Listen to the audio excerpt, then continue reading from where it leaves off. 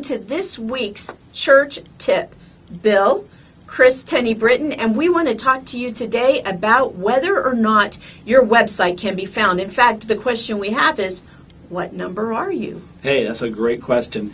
You know, first thing, if you have a church that doesn't have a website, what are you thinking? It's more important anymore than your telephone book listing.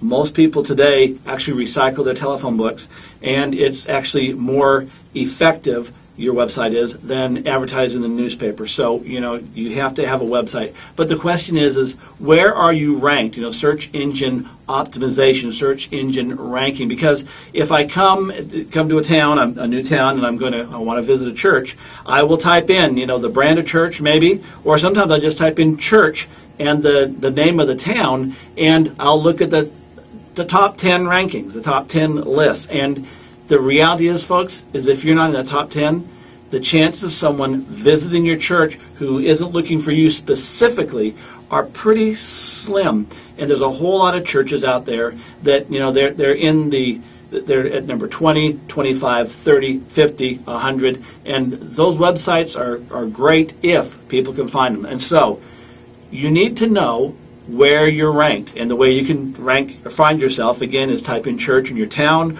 church in your zip code, the brand of church you are. Do a variety of search terms to find out where you are in general. And if you're too low down, then you got to do something about it. Now, it doesn't have anything to do with how big of a church you are.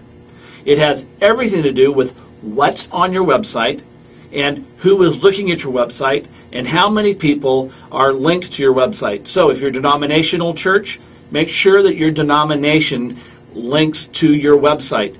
One of the things not to do is those link swaps where, you know, hey, we'll put a link on your site if you put a link on ours. Google, and Google especially, will ding you for that. In fact, they'll penalize you for that. Mm-hmm. The things that cause you to rise up, if you will, in rankings is your URL or the domain name. You know, if you put ocjlmcc.org, it's alphabet soup. No one knows what it is. On the other hand, if you put Oakland Church, Columbia, Missouri, which is too long, but if someone's looking for a church in the Oakland area, you'll pop up pretty high. The next thing is, of course, is text, content. And, you know, having a good bit of content that is changing on a regular basis, that makes reference to your church and what's going on and so on, will help that ranking.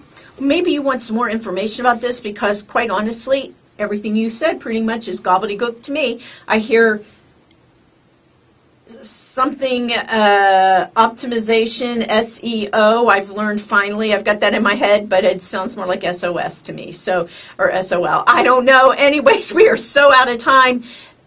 If you want more information about how to optimize your website, you need to get a hold of Bill through 21st Century Strategies. Or check out my blog site at billtennybritton.com, and there's at least 1 or 2 articles there. Plus, we've done an episode on Church Talk about that very issue. Hey, thanks for joining us. We're out of time. Have a great week.